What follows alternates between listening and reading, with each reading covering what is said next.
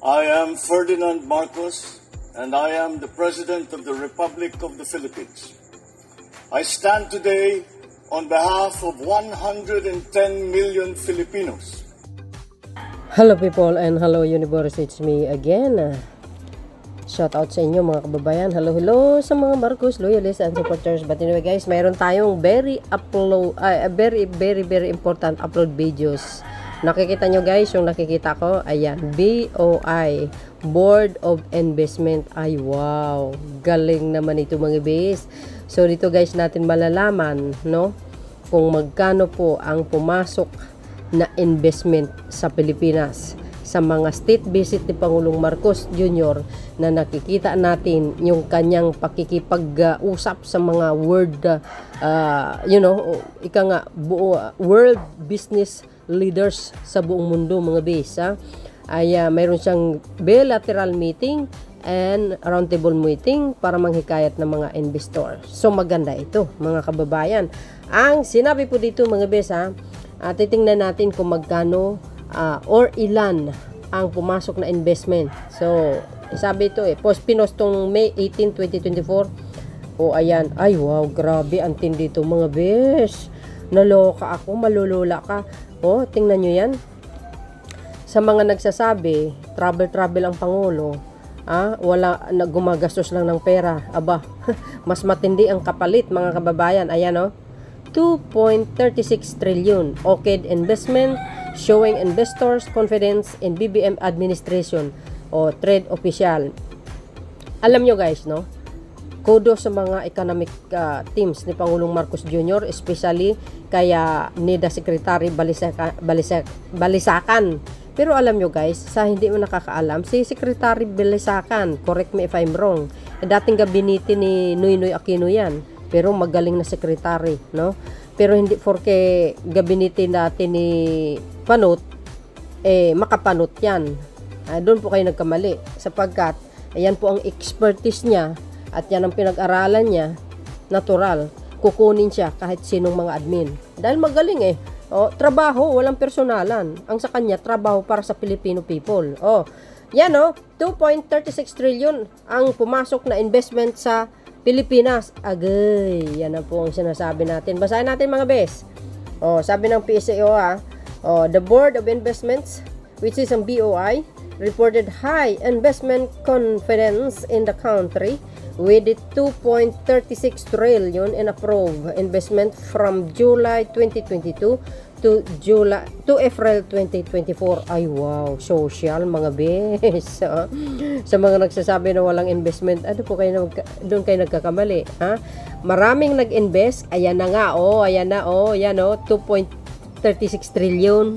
Kung bakit tumaas ang nagkaroon ng trabaho because of this, dahil sa mga investors na pumapasok sa bansa, local man o international, dahil dito kaya tumaas ang mga nagkakaroon ng trabaho. Kayo naman talaga kasi pag more investment in the Philippines mga beswa, and more creative job yan, maraming magkakaroon ng trabaho because kailangan natin ang manpower sa isang trabaho. Natural. Alam naman mga multo magtatrabaho, hindi. So yan guys and of course guys, congratulations sa ating mahal na Pangulong Marcos Jr. Sa kanyang napakasipag, hardworking president at napaka-madiscarding presidente. Kudos po sa kanyang galing, skill, wow, social. Proud talaga tayo kasi itong presidente ito, napakasipag.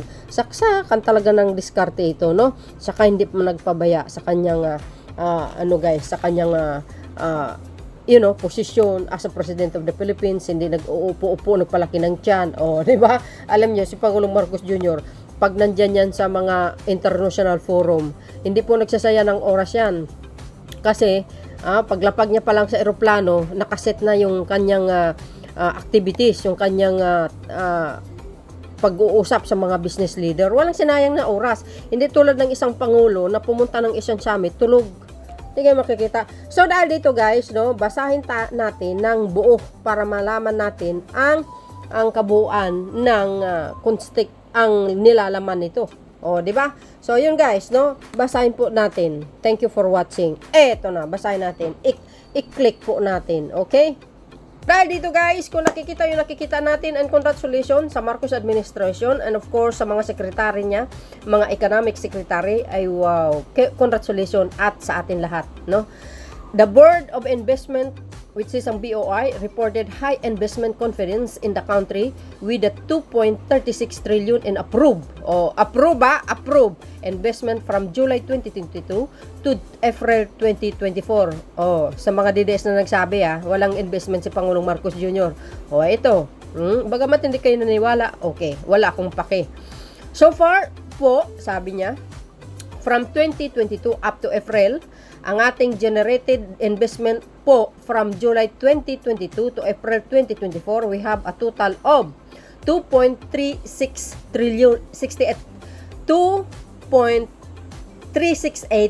trillion pesos of generated investment. So that is coming 157 projects with or equivalent to 42 billion worth of investments. Yes, dollars po siya.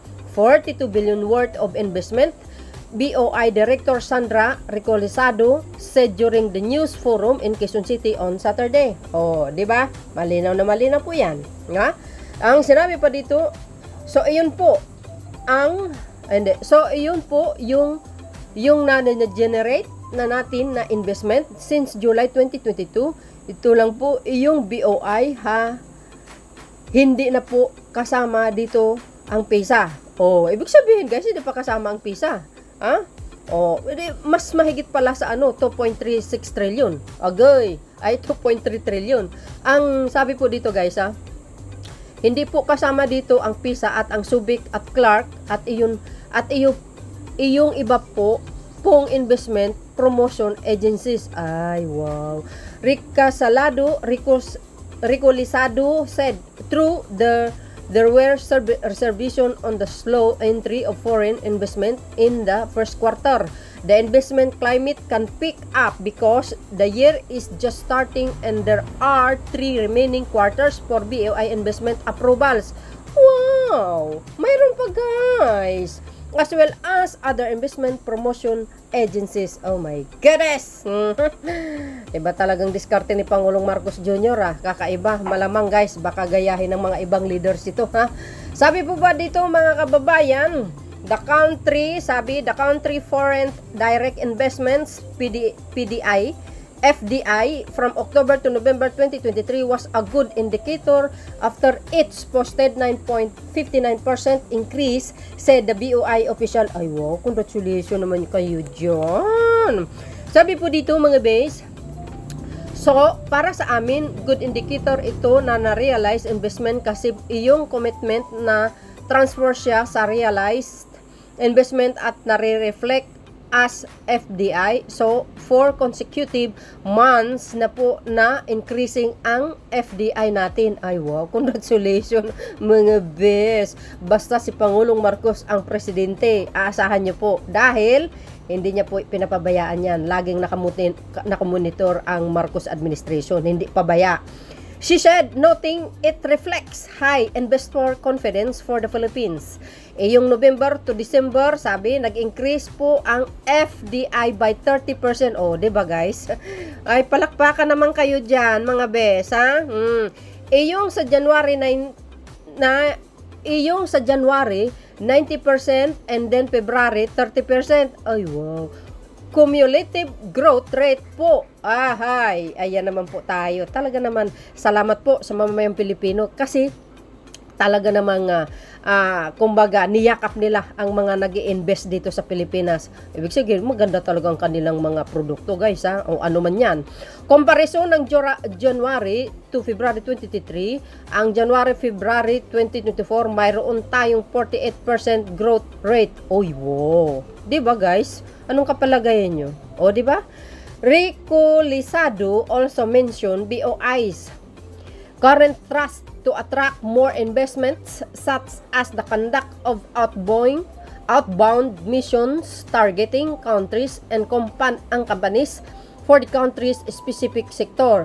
The BOI, sabi po dito mga kababayan, has been focusing on the Philippines priority sector with a goal of attempting strategic positioning to develop or promote the nation as the strategic regional hub for smart and sustainability-driven industries. Saan kayo makakita nito, mga bisyong?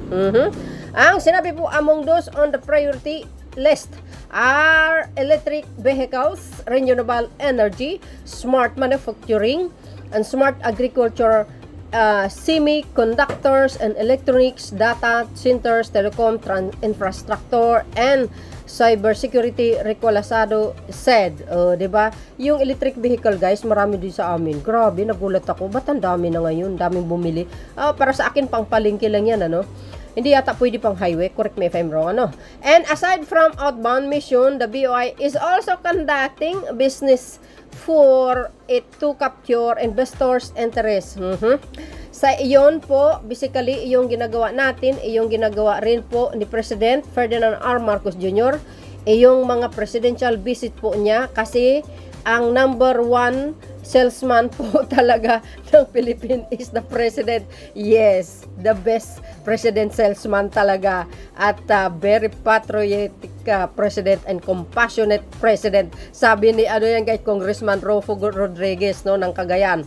So para po sa BOI, yung mga presidential visits are also a good way to promote the Philippines as an investment location. O yan, mga DDS na sinasabi niyo ng travel.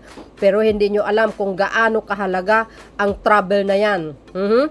Huwag nyo ikumpara si Pangulong Marcos Jr. sa mga ibang presidente na nagdaan. Pag pumunta kasi sa mga Asian Summit, natutulog. O, diba? Siya hindi. Paglapag niya lang sa eroplano, trabaho. Nakasit na kaagad yung kanyang bilateral meeting. Walang sinayang na oras ang Pangulo. Kaya dito nyo masasabi, na ang Pangulo, dahil sa kanyang mga travels, ito po ang resulta. 2.3 trillion na investment at marami pang na mag-invest on process pa, ika nga inayos sa mga papel. Di ba? Yan ang resulta pag magaling at madiskarte at maalaman ang isang Pangulo. Yan si PBBM. Narapat lamang sana mabigyan ng extension kahit 6 years. Para mapatunayan talaga na pwede niyang gagawin number 1 ang Pilipinas sa buong mundo. Ay, kayang-kaya niya. Tingnan nyo yung diskarte niya. Mga banyaga, pinupuro siya. Pero yung mga ibang kapwa natin Pilipino, binabalahura, binabastos, winalanghaya. Pero ang Pangulo, taas noo pa din. Kasi, hindi niya kalibal yung mga taong bumabati ko sa kanya. Kasi ang Pangulo, very classy. Classy ugali ang mayroon sa kanya. Very well-mannered, actually. Hindi siya ugaling kalye. Bakit? Nakafocus lang sa trabaho, as long as na hindi totoo ang mga pinagbibintang sa kanya. He always ignore it talaga, guys. Sa totoo lang. Never mind. Parang sabi niya, never mind, I don't care. Ang importante, nakafocus siya ngayon sa pag-aayos kung ano man ang gusot na mayroon tayo ng matagal ng panahon, mga bes. Pero number of priority niya, guys, ang magsasaka. Umiikot siya sa buong probinsya. Nakikita po natin at nasubaybayan. Sa lahat ng ating mga kababayan, paki-spread or i-share nyo ang kanyang mga videos galing sa mga vloggers, mga kababayan. Malaking katulungan to inform all the Filipino peoples na ang Pangulong Marcos Jr., Marcos Administration, nagtatrabaho. Kasama po ang kanyang mga sekretary. Maraming salamat, guys, sa inyong mga panonood. Don't forget to like, hit the button bell. See you again on my next upload video. Bye, bye, bye. And babush. God bless Philippines.